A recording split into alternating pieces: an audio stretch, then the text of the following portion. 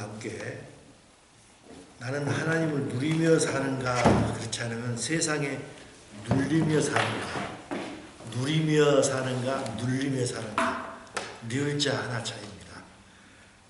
그거를 제목으로 여러분과 함께 은혜를 나누고자 합니다. 부제목으로는 나는 과연 크리스찬이라고 하면서 하나님의 음성을 듣는 자인가, 아니면 어떤 소리만을 듣고 살아가는 자인가, 그걸 가지고 함께 하나님의 말씀을 쉐어링하기를 원합니다. 본문 말씀은 신명기서 6장 23절 24절과 사도행전 9장 3절 7절 말씀이 되겠습니다. 신명기서를 같이 읽도록 하겠습니다. 신명기 6장입니다.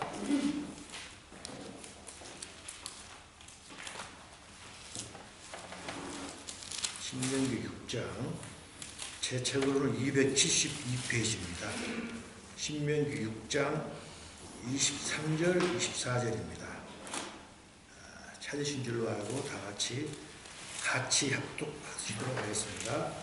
우리 열조에게 맹세하신 땅으로 우리에게 주어 들어가게 하시려고 우리를 거기서 인도하여 내시고 여호와께서 우리에게 이 모든 길을 지키라 명하셨으니 이는 우리가 하나님 여호와를 경외하여서 항상 복을 누리게 하시려 하시니 또 여호와께서 우리를 오늘과 같이 지키시리라.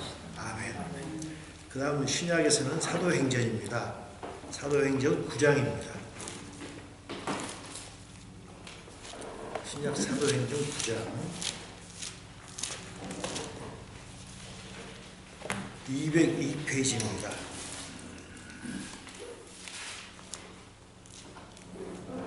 202페이지입니다. 사도행전 9장 3절부터 7절까지 제가 3절을 읽겠습니다. 4절 읽으시고요. 그런 식으로 하겠습니다. 제가 읽겠습니다. 사울이 행하여 다메섹에 가까이 가더니 호련히 하늘에서 빛이 저를 둘러 비추는지라. 땅에 엎드려져버리되 우리가 있어 이르시되 사울아 사울아 내가 어찌하여 나를 박해하느냐 하시거늘 대답하되 주여 니시오니까 가라사대 나는 내가 핍박하는 예수라. 너는 일어나 시내로 들어가라 내가 할 것을 내게 할 자가 있느냐 하시니라. 같이 읽겠습니다. 같이 가는 사람들은 소리만 듣고 아무도 보지 못하여 말 못하고 싸우더라.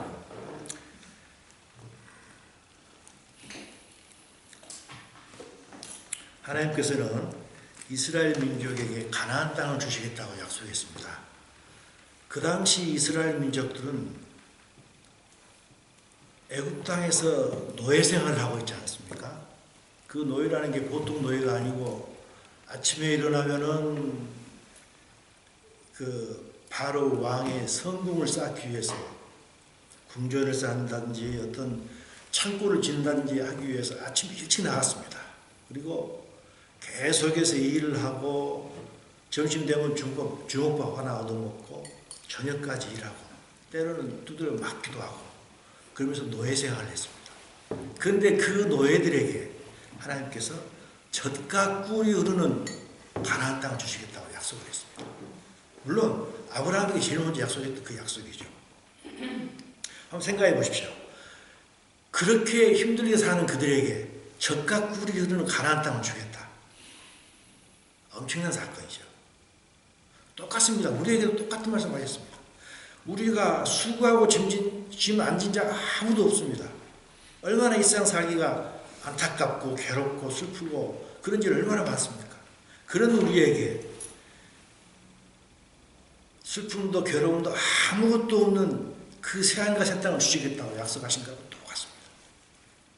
하나님께서 가나안 민족이 그 약속을 하셨을 때 그 가나안 민족은 믿어졌겠습니까? 안 믿어졌겠죠. 한편으로는 얼마나 즐거웠겠어요. 한번 상상해 보십시오. 저는 이 성경 오늘 이 말씀을 준비하면서 그걸 상상을 했습니다. 많은 사람들이 한면으로는 즐거웠겠지만 한면으로는 믿어지지가 않았을 것입니다. 하나님께서 그 마음을 다 아시죠. 그래서 하나님께서 자기가 했던 그 약속을 나는 지키는 사람이다, 지키는 하나님이다 하는 걸 보여주기 위해서 여러 가지 기적을 엄청나게 많이 행하셨죠. 그래서 출애굽 1세대는 가나안 땅 앞까지 도착을 했습니다. 근데 거기서 우리가 알다시피 12명의 정탐꾼을 보냈는데 그들이 정탐하고 나서 돌아왔던 이야기가 그들이 봤던 건 너무너무 큰 사건이었습니다. 그래서 그 원주민들이 기분이 너무 장대하다. 우리는 메뚜기 같다. 그래서 눈에 안 보이는 하나님이 했던 그 약속. 사실은 하나님께서 눈에 안 보이지만 눈에 보이는 것보다 훨씬 엄청나신 분이잖아요. 말도 할 수 없이 엄청난 분인데 그 눈에 보이는 그걸 가지고서 엄청난 하나님을 약속을 깡그리 잊어버렸습니다. 그래서 우리는 도리에 들어갈 수 없다고 쉽게 포기를 해버렸습니다. 그러니까 하나님께서 어떠셨습니까? 노발대발하셨죠. 매우 실망했습니다. 그래서 그들에게 했던 말이 좋다. 그럼 너희들은 다시 광야 생활 40년 해라. 하고 어떤 징계적인 말씀을 하셨습니다. 그 40년 광야 생활은 이스라엘 그 출애굽 1세대들에게 하나의 징계였습니다. 분명히 징계였죠. 하지만 하나님께서는 또 다른 목적을 갖고 계셨습니다. 출애굽 1세대 너희가 안 되면 나는 출애굽 2세대를 택한다고 합니다.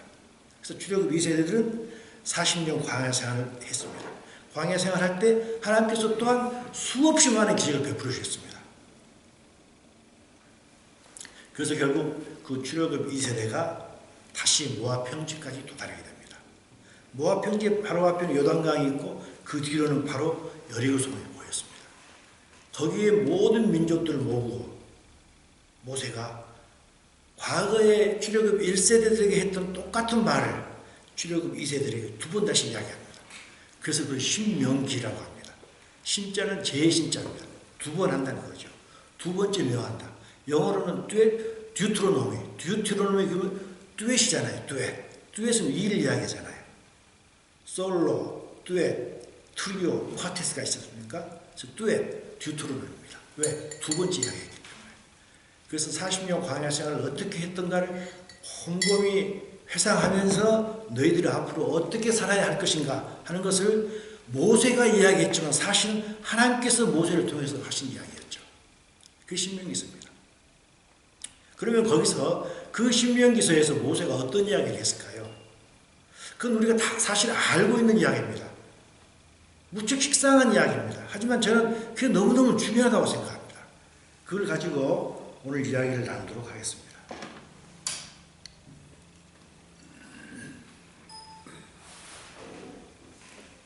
제일 처음에 신명기서 8장 3절 4절 이야기입니다.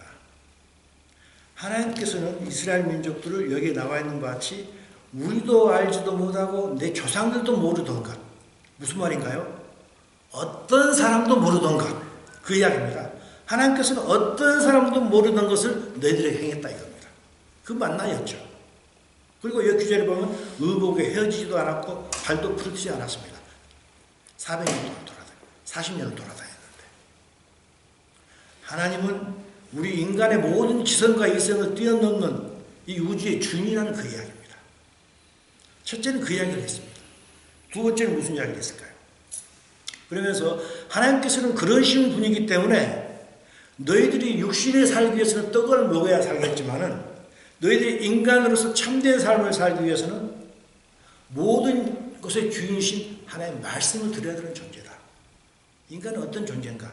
하나님의 말씀으로 사는 존재다. 라는 것을 알게 하기 위해서 40년 광야 생활을 했던 것입니다. 이 기절은 너무 유명한 기절이죠. 마태복음 4장 4절에서 예수님께서 이 말씀을 인용했던 그 구절입니다. 사람은 떡으로만 사는 것이 아니고 여호와의 입에서 나오는 모든 말씀으로 살아야 되는 존재가 인간이라는 그것입니다. 첫째, 하나님은 주인이시라. 둘째는 그렇기 때문에 하나님의 모든 말씀으로 살 때 그때 너희들이 인간으로서 참된 삶을 사는 것이다. 세 번째, 그럴 때 어떤 일이 벌어지는 겁니다.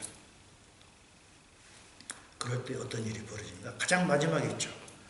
너희가 항상 복을 누리게 하기 위함이다.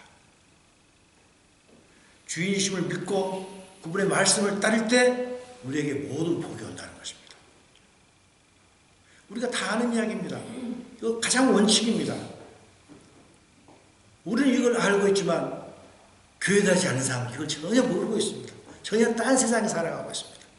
같은 햇빛 속에서, 같은 아파트에서, 같은 동네에 살지만 겉에 보기는 똑같습니다.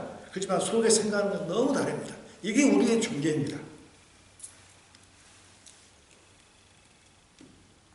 그래서 우리는 이 원리를 알아야 됩니다. 근데 이 원리를 말씀하시면서 모세가 또 다른 사람이 어떻게 살아야 되는가, 그리스도인이 어떻게 살아야 되는가, 그 원리를 말씀하고 있는 게 있습니다. 마찬가지로 신명기 6장 23절 24절 그 내용에서 우리가 찾아봐야 됩니다. 이것도 너무너무 중요하다고 생각합니다. 하나님께서는 우리를 구원해 주셨습니다. 구원하실 때 우리 힘으로는 도저히 할 수 없기 때문에 우리 힘으로 할 수 없는 것은 하나님께서 해주십니다. 그렇지만 우리가 할 수 있는 것은 우리에게 하라고 말씀하십니다. 하나님께서 이스라엘 민족에게 가나안 땅에 들어가게 할 때 그 목적이 뭔가요? 들어가는 게 목적이 아니었습니다. 들어가서 가나안 땅을 누리는 게 목적이었습니다. 그런데 그 누리게 하기 위해서 일단은 들어가야 되지 않습니까? 들어가기 위해서 일단 애굽 땅에서 나와야 되잖아요. 하나님께서 너희들이 가나안 땅을 줄 테니까 너희들 들어가라. 그러니까 관투지 안 하셨습니다. 왜? 그들로서는 할 수 없었기 때문에. 그들이 종이고 노예살이 했던데 어떻게 그 바로에서 손에서 풀려 나오겠습니까? 그래서 하나님께서 수없이 많은 기적을 행하셨던 거 아니겠습니까? 우리 조상들에게 맹세하신 땅을 우리에게 들어가게 하시려고 하나님께서 인도하여 내셨습니다. 그리고 나중에는 들어가게 하셨습니다. 인도하신 후에는 들어가기까지 얼마나 많은 전쟁이 있었습니까? 그 전쟁을 어떻게 그 이스라엘 민족이 정말 그 정예화된 그 나라의 적군들과 싸워서 이길 수 있습니까? 이스라엘 사람들은 노예 아니었습니까? 기껏 해봐야 사시나 하고 곡괭이질하는 그런 사람들이었습니다. 그런 사람들이 어떻게 용병술이 있어가 전투를 할 수 있겠습니까? 나오는 것도 애굽에서 탈출하는 것도 하나님께서 해주셨고, 그런 사람들과 싸워서 정말 도저히 이길 수 없는데 그 싸움을 싸워서 이길 수 있도록 해주신 분도 하나님이었지 않습니까? 왜? 이스라엘 민족이 할 수 없기 때문에. 그런데 그래서 들어갔습니다. 들어갔는데 그 다음에 그 나라를 그 적과 꿀이 흐르는 걸 누려야 되는데, 복을 누려야 되는데, 그러기 위해서 무엇을 하는가? 여기 나와 있습니다. 우리에게, 제가 우리를 크게 대문자를 썼습니다. 우리에게, 이전에는 하나님께서 해주셨습니다. 이제 하나님께서 우리에게 명령하십니다. 우리에게 이 모든 규례를 지키라 명령하셨으니, 이 모든 규례를 지킬 때 우리는 가나안의 복을 누릴 수 있는 것입니다. 하나님께서 하실 일은 하나님께서 반드시 하시죠. 그러나 우리가 할 수 있는 일은 우리가 해야 됩니다. 많은 경우에 이것에 대한 오해가 있다고 생각합니다. 물론 이것은 신학적인 논쟁도 되겠지만, 저는 그래서 이것에 대한 증거를 베드로 후서에서 찾아냈습니다. 베드로 후서를 한번 읽도록 하겠습니다. 베드로 후서 1장 10절 11절입니다. 그러므로 형제들아, 너희가 더욱 힘써서 너희의 부르심과 택하심을 굳게 하라. 영어로 보면 all the more eager, 마음에서 어떤 열정을 내라 이겁니다. 가만히 있지 말고 열정을 내라. 뭐 하도록? To make your calling and election. 하나님께서 우리를 콜링하셨고 일렉션 하셨습니다. 그것을 슈어하도록 하기 위해서. 더욱 힘써 한국말로 하게 되면 굳게 하기 위해서. 그건 우리가 하는 것입니다. 물론 하나님께서 우리를 부르신 그것, 물론 충분하죠. 충분하지만 그 외에 우리가 할 몫이 있다 이것입니다. 그랬을 때 어떤 일이 벌어지는가? 너희가 바로 11절입니다. 너희가 이것을 행하는 즉 언제든지 실족하지 아니하리라. 이같이 하면 우리 주 곧 구주 예수 그리스도의 영원한 나라에 들어감을 넉넉히 우리가 받을 것입니다. 영어로 이야기하면 뭐라? You will receive a rich welcome이라고 했습니다. 그래서 우리가 할 일은 우리가 해야 되는 것, 그것이 하나님께서 신명기서를 통해서 우리들에게 보여주신 그 원리라고 생각합니다. 우리가 흔히 하는 이야기가 있죠. 소를 물가까지 데리고 갈 수 있지만 그 물을 마시게는 할 수 없다고 하지 않습니까?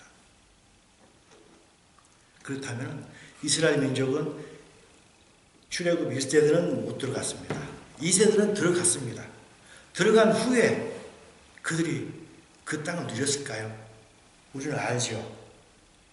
그 땅을 누리지 못했죠. 사사기에 나오는 이야기입니다. 여호와께서 이스라엘에게 진노하여서 노략하는 자의 손에 넘겨주었습니다. 이스라엘이 출애굽 이스라엘이 들어갔지만 거기서 노략하는 자의 손에 넘겨주사 그들이 노략을 당하게 하시며 또 주위에 있는 모든 대적의 손에 팔아 넘기심에 그들이 다시는 대적을 당하지 못했다고 했습니다. 출애굽 2세대가 가나안 땅에 들어올 때는 수많은 대적이 있었습니다. 그들이 도대체 이길 수 없는 그 대적들, 아낙 자손도 있었고 어마어마한 대적들이 많이 있었지만 모든 대적들을 다 이겼습니다. 그렇지 않습니까? 모든 대적들을 다 파헤치고 그리고 가나안 땅에 들어왔던 것입니다. 그런데 가나안 땅에 막상 들어와 가지고는 조금 남은 그 대적들, 그 대적들에게 전혀 당하지 못했습니다. 너무너무 창피한 일을 당한 거죠. 무슨 말일까요? 그들은 가나안 땅에 들어갔지만 가나안 땅을 전혀 누리지 못했던 것입니다. 왜 그랬습니까? 그 이유가 나와 있습니다. 왜냐하면 그들은 자기의 소견에 어른대로 행했기 때문입니다. 하나님께서 내 이 규례를 행하라 그리하면 복을 그 땅에 들어가서 누리리라 했지만 자기 소견에 어른대로 했고 하나님 뜻대로 전혀 살지 않았습니다. 그래서 그들은 그 가나안 땅을 누리지 못했던 것입니다. 오히려 그 대적들에게 눌리며 살았던 것입니다. 이건 우리에게 시사하는 바가 아주 크다고 생각합니다. 우리는 어떨까요? 우리는 예수를 믿음으로 영적인 가나안 땅에 들어와 있습니다. 교회 생활을 하고 있습니다. 우리는 이 예수를 믿으면서 이 땅에서 하나님의 은혜와 평강을 누리고 살아가고 있습니까? 아니면 하나님 없는 이 세상으로부터서 눌리며 살아가고 있습니까? 우리가 어느 쪽에 서 있는지 우리는 아무도 모릅니다. 스스로는 아니라고 생각합니다. 하나님께서 가나안 땅을 주신 목적은 가나안 땅을 누리라고 주셨습니다. 하나님께서 우리에게 교회를 주신 목적은 교회 속에서 하나님의 영광과 그 풍성함을 마음껏 누리라고 주셨습니다. 그런데 우리는 간혹 누리지 못하는 교회가 너무 많이 있는 것 같습니다. 때로는 세상에 눌리며 사는 교회가 많이 있는 것 같습니다. 왜 그럴까요? 저는 이것이 오늘 핵심입니다. 답은 제가 하지 않겠습니다. 대신에 다른 부분으로 이야기를 옮기고자 합니다. 사도행전입니다. 우리가 읽었던 구절이죠. 우리가 다 아는 구절이죠. 사울이 대제사장한테 공문을 받았습니다. 공문을 받아가지고 저 다메섹에 가면은 많은 예수를 믿는 사람들이 있다고 합니다. 도대체 하나님은 한 분밖에 없는데 내가 하나님이라고 하는 그 예수를 믿는다고 하는 그 사람들이 있었기 때문에 유대인들로서는 그 도대체 배견될 수가 없었습니다. 그들은 죽여야 했었습니다. 그래서 사울이 그 공문을 받아가지고 다메섹으로 말을 타고 기병들을 이끌고 막 달려갑니다. 달려가다가 무슨 일이 있었습니까? 그때는 대낮이었습니다. 정오였습니다. 근데 길에서 보니 하늘로부터 해보다 더 밝은 빛이 나왔습니다. 이 낮입니다. 근데 이 낮보다 훨씬 밝은 빛이 비친 겁니다. 그럼 어떻게 했습니까? 얼마나 두렵겠습니까? 우리는 천둥과 번개마치도 두렵다고 하지 않습니까? 그런데 이 정오에 대낮에 해보다 더 밝은 빛이 비치니까 가던 모든 사람들이 땅에 엎드려졌습니다. 우리가 다 땅에 엎드려지면 내가 소리를 들으니 히브리 말로 이르되 그랬습니다. 히브리 말이라고 했습니다. 정확하게 히브리 말이란 그 집어서 이야기한 겁니다. 소리를 들으니. 이때 소리라고 되어 있지만 우리 성경에 보면 어떤 성경은 음성으로 되어 있습니다. 음성이라는 해석이 더 저는 맞다고 합니다. 소리를 들으니 영어로 보면 voice로 되어 있습니다. 저는 NIV를 보는데 NIV만 voice로 되어 있는 게 아닙니다. 또 제가 킹 제임스 버전 찾아봤습니다. 킹 제임스 버전이 가장 보편적인 성경 아니겠습니까? 영어 성경에서 거기도 voice로 되어 있습니다. 그랬는데 사도행전 9장 4절 7절로 땅에 엎드러져 들음에 소리가 있어 이르되 히브리 말로 소리가 있었죠. 보이스입니다. 사울아 사울아 네가 어찌하여 나를 핍박하느냐 하시거늘 같이 가던 사람들은 소리만 듣고 사운드입니다. 한글 성경은 똑같이 소리지만 영어 성경 하나는 보이스고 하나는 사운드인 겁니다. 우리가 일상생활을 살아갈 때 많은 사람들이 어떤 소리를 듣고 어떤 사람들은 거기서 이게 하나님의 뜻이구나 하고 음성을 받아들였습니다. 어떤 사람들은 소리만 듣습니다. 저는 이것에 대해서 이야기를 하고자 하는 것입니다. 성경은 하나님께서 우리에게 주신 음성으로 가득 찬 책인가요? 소리로 가득 찬 책인가요? 성경은 하나님께서 우리에게 주신 음성으로 가득한 책이죠. 왜냐하면 음성은 분명한 의미가 있는 소리입니다. 잘 분별할 수 있는 분명한 의미가 있는 소리지만 소리를 보면 그 소리는 거의 어떤 의미가 없죠. 어떤 의미가 있더라도 불분명한 그런 물소리나 또는 바람소리 같은 그런 소리에 불과한 것입니다. 성경은 하나님의 음성으로 저는 가득한 책이라고 생각합니다. 그래서 많은 사람들이 이 성경을 보면은 성경을 중요시 여기죠. 함부로 대하는 사람은 없다고 생각합니다. 왜냐하면 그 성경은 하나님의 음성으로 가득 찼다고 생각하기 때문입니다. 그런데 어떤 사람들은 많은 사람들은 그 성경을 읽으면서 하나님의 음성으로 보지 않고 과학적인 눈으로 봅니다. 자기 이성과 지성으로 판단합니다. 그리고 자기가 볼 때 해석이 안 되면 자기 마음대로 재단해버립니다. 그게 현실입니다. 그렇지 않습니까? 세상적인 잣대로 봐가지고 이게 아니다 싶으면 이웃을 사랑하라, 죽도록 사랑하라, 오리를 가야 하면 십리를 가라, 어떻게 해? 못해? 하고 잊어버리려고 노력을 합니다. 그게 우리의 심정입니다. 저도 그랬었습니다. 사실은 우리가 이해 안 되는 부분, 성경에서 이해 안 되는 부분이 저는 그게 성경의 핵심이라고 저는 생각도 합니다. 왜? 우리가 너무너무 하나님은 이걸 이야기하고 있는데 우리가 이해 안 되는 부분, 이게 너무너무 높은 고차원적인 이야기이기 때문에 우리가 이해 안 될 뿐이지. 그래서 그런 부분이 어찌 보면 정말 성경의 핵심이 아닐까 라는 생각도 가끔 해봅니다. 또 어떤 사람은 성경 대신에 크리스찬 북을 많이 읽습니다. 크리스찬 북을 읽으면 성경에 대한 지식이 무척 늘어납니다. 무척이나 늘어납니다. 그런데 그 지식에는 하나님의 음성을 전하는 지식도 있고 하나님의 소리만을 전하는 지식도 많이 있습니다. 하나님의 소리를 전하는 지식을 듣게 되면 거기에는 하나님의 생명이 없습니다. 하나님의 빛도 없습니다. 때로는 크리스찬 북을 읽을 때 잘못 읽으면 자기가 가지고 있는 하나님의 생명조차 갉아먹습니다. 자기가 가지고 있는 하나님의 빛이 10개라고 했을 때 잘못하면 그 빛이 7개, 6개로 줄어들 수도 있습니다.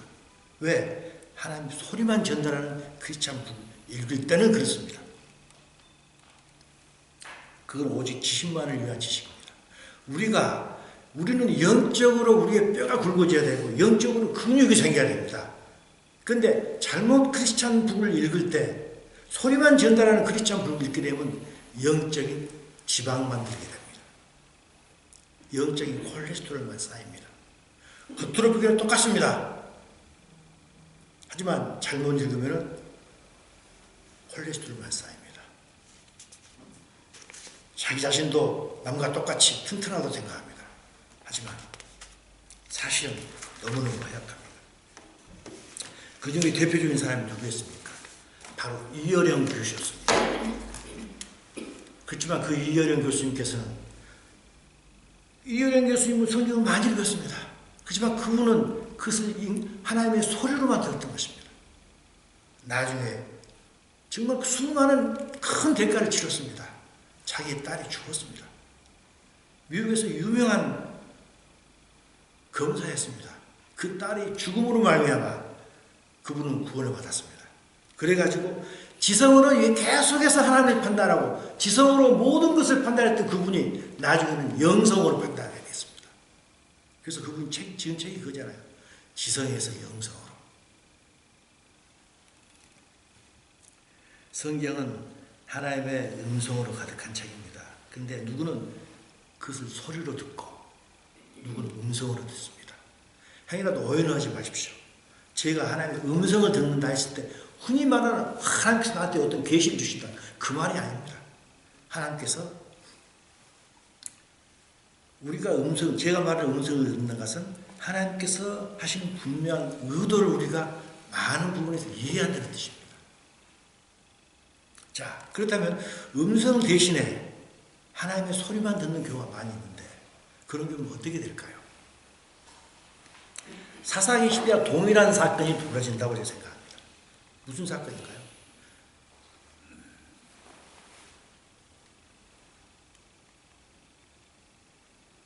모든 대적의 손에 팔아넘깁니다.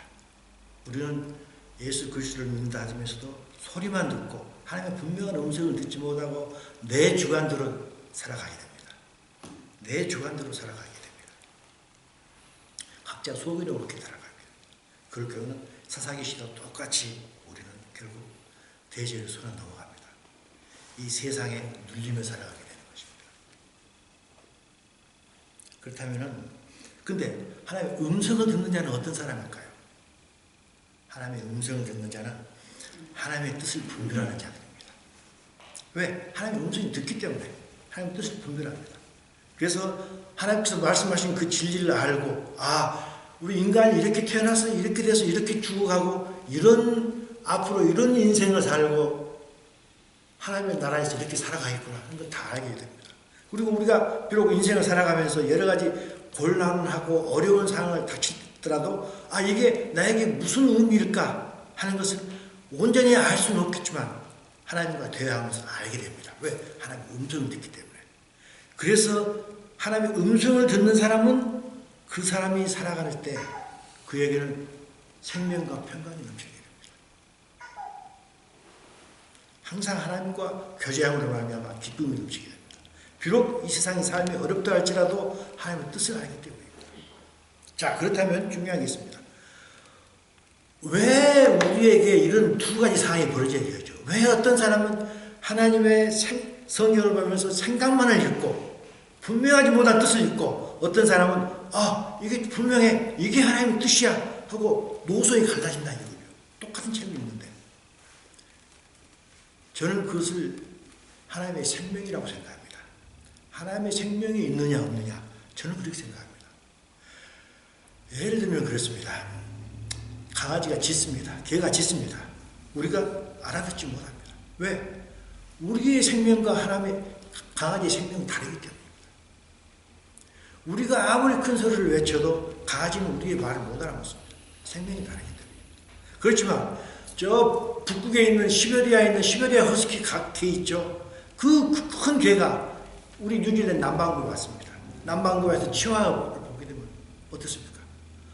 그 북쪽에서 온 그 치와, 그 시베리안 허스키가 이 먼 남쪽에까지 와가지고도 서로 다른 종류 아니겠습니까? 치와하고 시베리안 허스키. 둘이 보면 금방 좋아합니다. 서로 이야기를 하는 것입니다. 왜 그런가요? 그들만의 고유한 생명이 있기 때문입니다.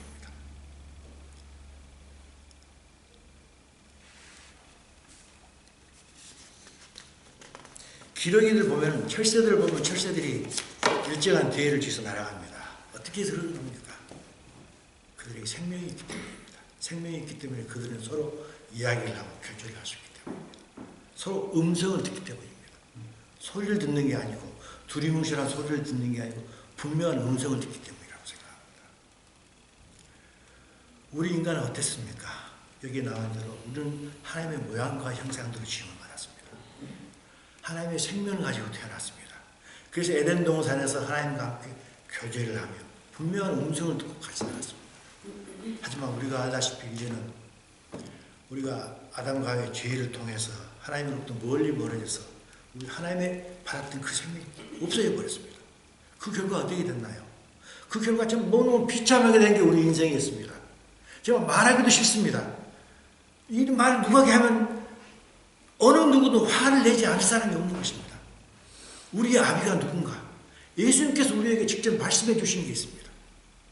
우리는 정말 이 밝은 대낮에 넥타이 메고 이렇게 구두 신고 화장하고 걸어가니까 정말 사람 같았지.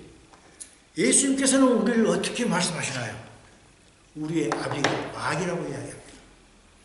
정말 듣기 싫은 이야기입니다. 그렇지만 이게 하나님께서 보실 때 실제 우리의 상황이었던 것입니다. 너희는 너희 아비 마귀에서 났다고 했습니다. 왜? 우리는 하나님으로부터 받았던 그 고귀한 하나님의 생명을 다 잃어버렸기 때문입니다.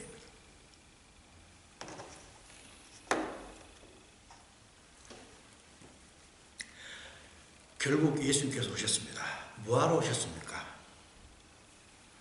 요한복음은 생명복음이라고 합니다.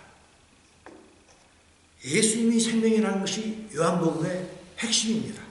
그래서 사도 요한이 요한복음을 쓰고 나서 요한복음이 21장까지 있는데 마지막 20장, 21장 바로 전에 20장 31절입니다. 20장의 마지막 부분입니다. 거기서 내가 왜 요한복음을 썼는가를 이야기하고 있습니다. 오직 이것을 기록하면 너희로 예수께서 하나님의 아들 그리스도심을 믿게 하려 함이고 또 너희로 믿고 그 이름을 힘입어 생명을 얻게 하려 합니다. 이 생명이 무슨 생명인가요? 하나님의 생명. 애당초 우리가 하나님으로 받았던 그 하나님의 생명을 너희도 얻게 하려 합니다. 라고 아주 이렇게 일반적인 어투로, 그렇게 강하지 않은 어투로 이 말씀하셨습니다. 그런데 예수님께서는 뭐라고 말씀하셨을까요? 똑같은 말씀하셨습니다. 하지만 예수님께서는 훨씬 강한 어투를 사용했습니다. 내가 온 것은 양으로 생명을 얻게 하고, 아까 말한 그 생명입니다. 하나님의 생명을, 너희들이 잃어버렸던 생명을 다시 얻게 하고 더 풍성이라고 했는데 영어 성경에 보면 to the full입니다. to the full. 한국말로 하게 되면, 과거의 한국말로 하게 되면 일본말이, 사실 일본말이 이빠이입니다. 이빠이. 정말 이빠이에, 우리가 하나님의 생명이 이빠이 찾는 것, 이것을 위해서 예수님께서 오셨다 이거죠. 왜? 우리가 온전히 그 생명을 잃어버렸기 때문에. 생명을 잃어버려서 하나님과 전혀 대화를 하지 못하는 사람이었기 때문에. 이렇게 하나님의 생명으로 다시 태어난 자만이 하나님의 음성을 분명히 듣습니다. 그래서 하나님의 생명으로 태어나서 하나님의 생명으로 충만한 사람, 하나님의 생명이 큰 사람은 하나님의 음성을 더 많이 분명하게 성경을 보면서 들을 것입니다. 하나님의 생명이 어린 자는 하나님의 음성 대신, 분명히 하나님의 음성이지만 별 의미 없는 소리로 들을 수도 있습니다. 이건 이거하고 똑같습니다. 어린아이들은 어른의 말을 알아듣지 못합니다. 어른의 말을 못 알아듣고 소리 듣는 것과 똑같습니다. 사도 요한은 이렇게 이야기합니다. 사도 요한이 예수님께서 니고데모가 이야기했던 적이 있습니다. 요한복음 3장에서. 거기서 예수님께서 니고데모에게 했던 이야기가 있습니다.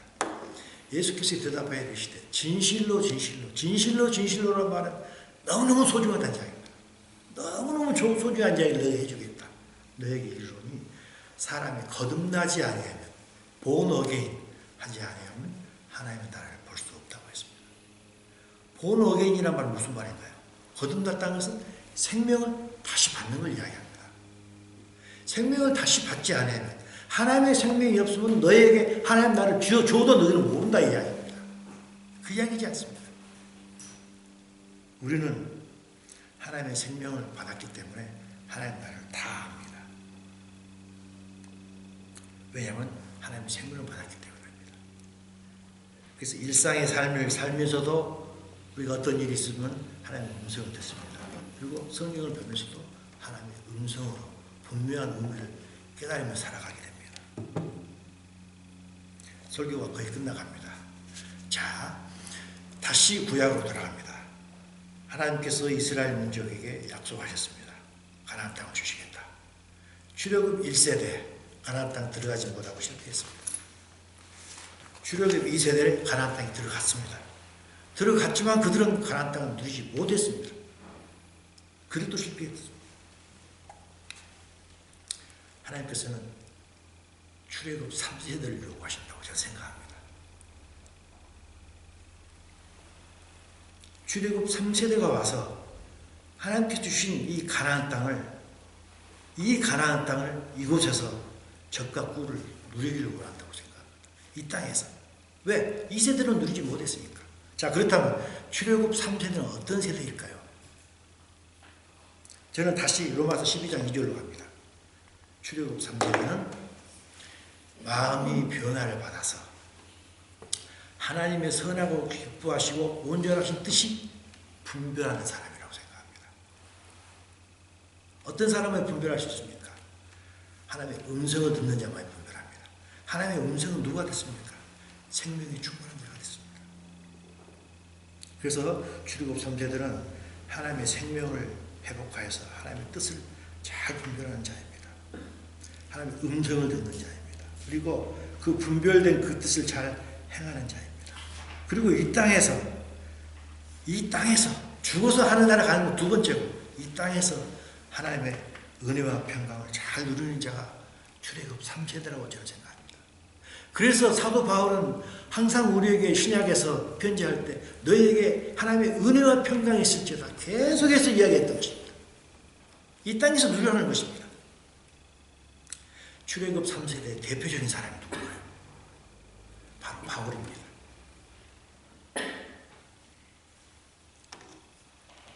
바울의 놀라운 고백을 우리 다 알고 있지 않습니까? 갈라디아서 2장 20절. 내가 그리스도와 함께 십자가에 못 박혔나니 그런즉 이제는 내가 살고는 있지만 내가 사는 것은 내가 사는 것이 아니요 오직 내 안에 그리스도가 산다고 이야기했습니다. 자기의 천연적인 생명을 다 없애버린 것입니다. 하나님의 생명을 충만해서 사는 것입니다. 그게 그리스도가 사는 것입니다. 그러면서 마지막에 뭐라 합니까? 이제 내가 육체 가운데 사는 것은 나를 사랑하사 나를 위하여 자기를 버리신 하나님의 아들을 믿는 믿음 안에서 사는 것이라. 너무너무 유명한 구절이죠. 근데 이때 믿음. 저는 믿음에 대해서 다시 한번 이야기를 하고 싶습니다. 믿음 너무너무 이야기 많이 합니다. 빌리프도 믿음이고 트러스트도 믿음입니다. 여기서 믿음은 faith를 사용했습니다. faith, belief, trust 그 다 다른 내용의 믿음입니다. 성경에서 말하는 믿음은 하나님께서 마지막으로 우리에게 원하신 믿음은 faith의 믿음입니다. 물론 belief의 믿음도 요구하시고 trust의 믿음도 요구하시죠. 그렇지만 마지막으로는 faith의 믿음을 요구하십니다. 그 faith라는 믿음은 어떤 믿음일까요?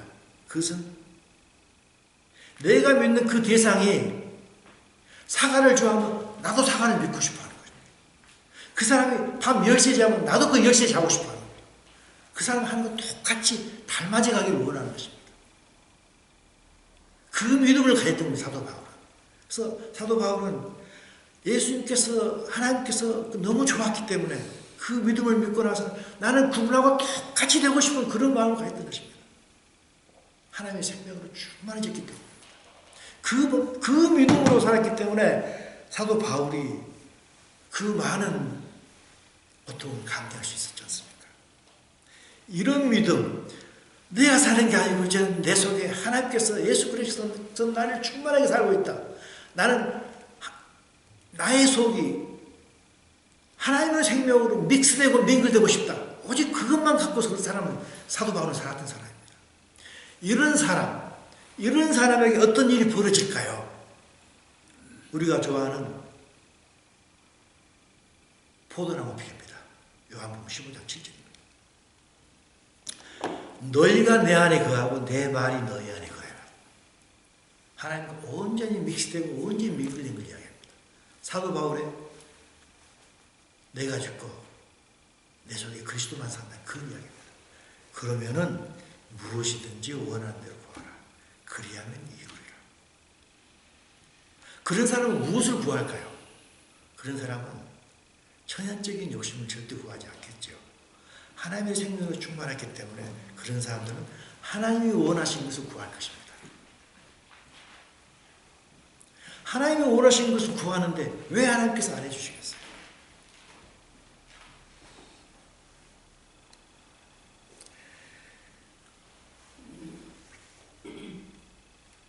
구원에는 좀 제가 이상한 이야기 하겠습니다. 그렇지만 사실입니다. 구원에는 등급이 있습니다. 레벨이 있습니다.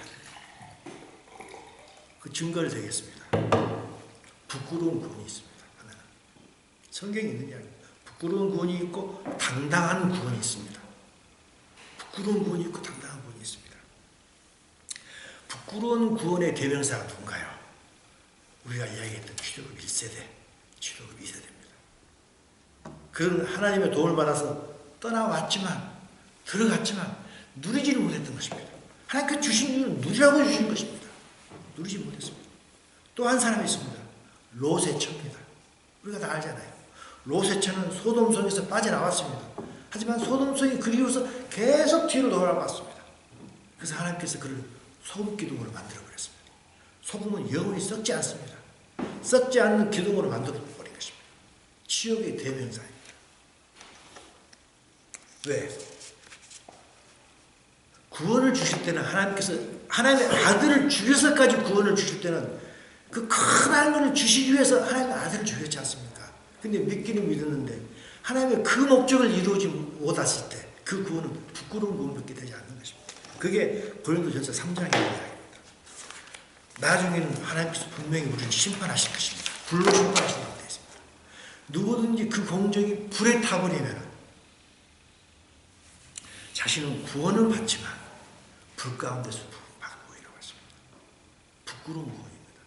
구원은 받는데, 멍뚱아리는 구원을 받았는데 이 세상에서 했던 모든 것이 나는 잘한 줄 알고 있었는데 나중에 심판할 때 다 타져버리는 거예요. 다 타져버리는 거예요. 아무나 상급이 없는 것입니다. 그 유명한 바울도 때로는 두려워한다는 표현을 여러 번 많이 했습니다. 바울은 무엇을 두려워했을까요? 고린도전서 9장 26절 27절입니다. 내가 내 몸을 쳐 복종하게 하면 내가 남에게 전파한 후에 자신이 도리어 버림을 당할까 두려워한다 했습니다. 버림을 당한다고 해서 구원을 못 받는다는 말이 아닙니다. 자세히 보게 되면 내가 disqualified for the prize입니다. 상급을 받지 못할까. 무슨 말인가요? 간단하게 표현하게 되면 내가 부끄러운 구원을 당할까. 그것이 가장 두려웠던 것입니다. 하늘나라에서 이 땅에서 뭔가 예수 그리스도인으로 살면서 죽어서도 하나님께서 인정할 수 있는 그것을 그리스도인으로서 하면서 살아야 됐는데 그걸 하지 못했을 때 그것은 부끄러운 구원이 되는 거죠. 왜? 다 타버리고 없으니까. 그래서 사도 바울은 그 부끄러운 걸 가장 두려워했던 것입니다. 하나님나라에서 상급이 가장 중요한 이유가 뭘까요? 왜냐하면 우리는 그렇습니다. 나는 상급 받아야 돼. 그러면 무슨 상급을 받아야 돼? 구원받아서는 됐지. 천만의 말씀입니다. 상급이 있는 구원이 있고 상급 없는 구원이 있는 것입니다. 이게 나와 있지 않습니까? 사도 바울이 상급을 못 받을까 두려워했던 것입니다. 그렇다면 하늘나라에서 상급이 중요한 이유가 뭘까요? 왜냐하면 하늘나라는 영원하기 때문입니다. 부끄러운 구원을 받은 사람은 구원을 받을 수 있겠지만 영원하게 부끄러운 구원이라는 딱지를 받고 살아갑니다.